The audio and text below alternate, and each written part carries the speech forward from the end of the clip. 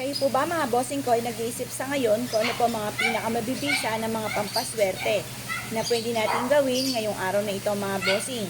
Basta't ano man kung kailan nyo po ito gustong gawin ay gawin nyo po ito mga bossing.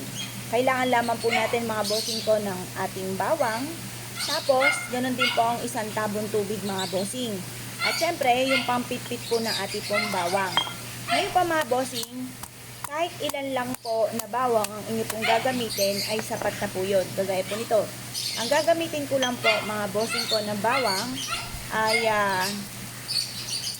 ito po yung isa, 3 piraso lang. Ayan, 2 at 3. Yan, 3 lang po mga bossing. Yan. Pagkatapos mga bossing, sabi nyo po ito gamitin sa pagluluto. Tapos itong ating pinakabalat, huwag nyo pong itatapon dahil pwede natin isama sa pagpapausok mga bossing. Ngayon po mga bossing, ayan na. Pipit-pitin lang po natin itong ating bawang.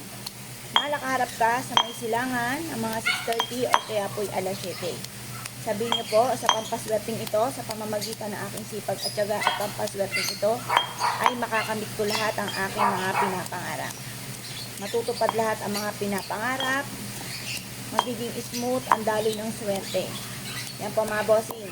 Pitpitin niyo po siyang magaling mga bossing. Tapos, aalisin natin mga bossing ko yung pinakabalat po nito. Yan. Ito yung pinakabalat. Alisin po natin. Gagamitin natin ito sa pagpapausok. Yan. Alisin po muna natin siya. Pati ito. Yan. Positive lamang sa pamamagitan ng sipag at tiyaga at pananalig sa mga Panginoon ay makakamit natin lahat ang ating mga pinapangarap.